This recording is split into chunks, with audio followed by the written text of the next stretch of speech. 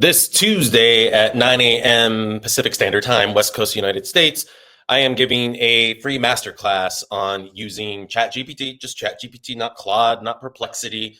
I mean, I might pull those up. I pay for them like everybody else, but you just need ChatGPT. $20 a month is going to make you a lot of money if you know how to use positioning prompts and heuristics in your positioning prompts to do what I do. Right here, then I kind of showed some copy of this, I think, in my story last night. This is a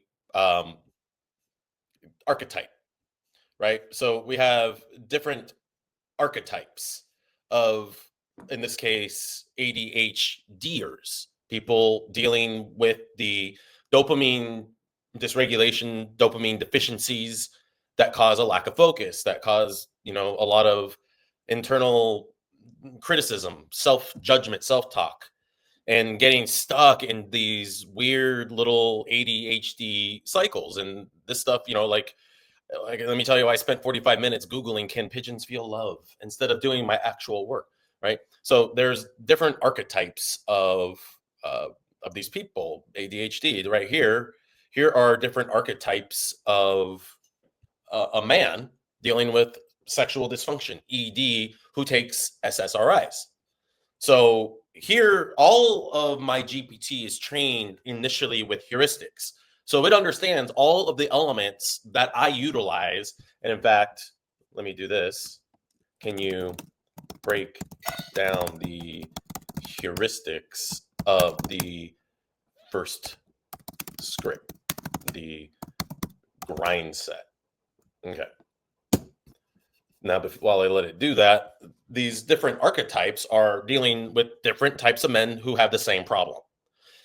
This is something that people who think avatar will never understand. You don't have an avatar.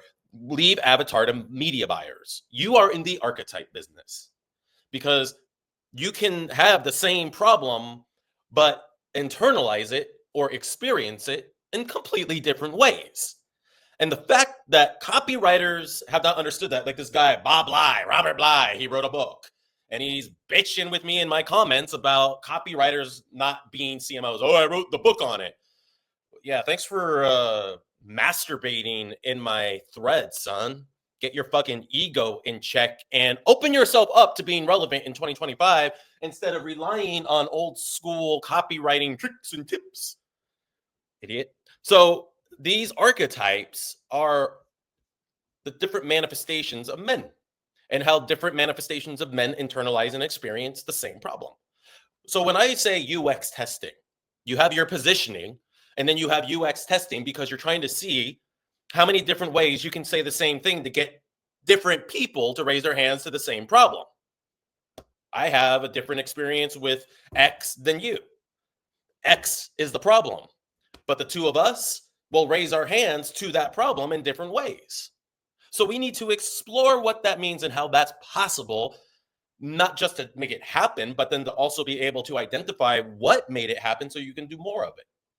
That's what breaking things down into archetypes does. The cool laid back dude, the family man, the old school provider, the skeptic.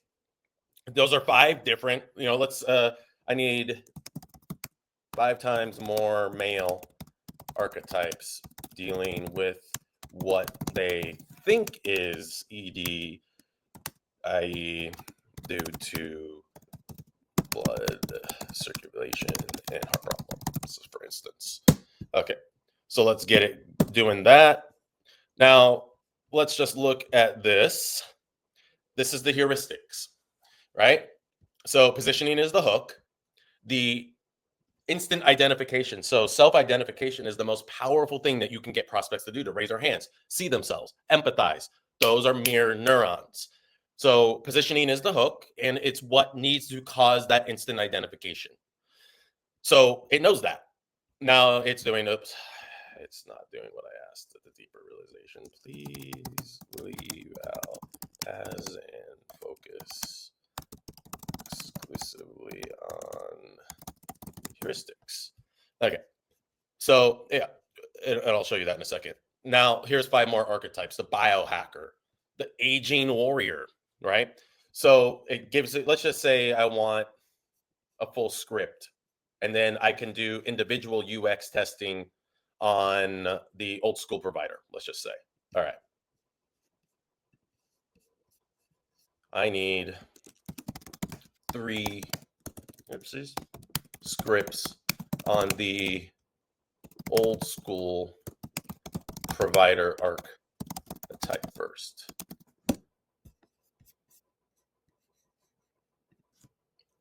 Hold on, let it do its thing.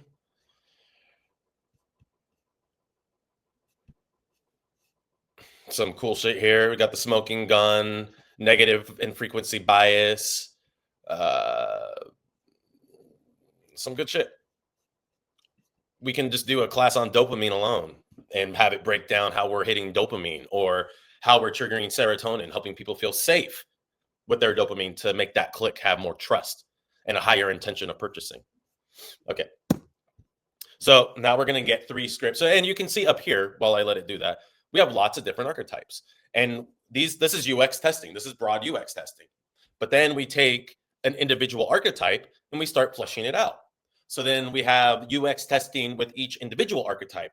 Then we can go back and reprompt on specific archetypes that we in our own 80% are particularly aware of and give it framing guidance on what we want these archetypes to be based on. Because remember, the whole reason why we do this is for positioning, positionability.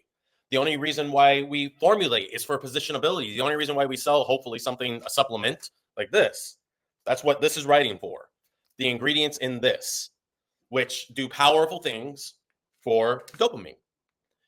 And in men who they think, oh, wow, my ED is all based on lower testosterone and bad blood circulation, right?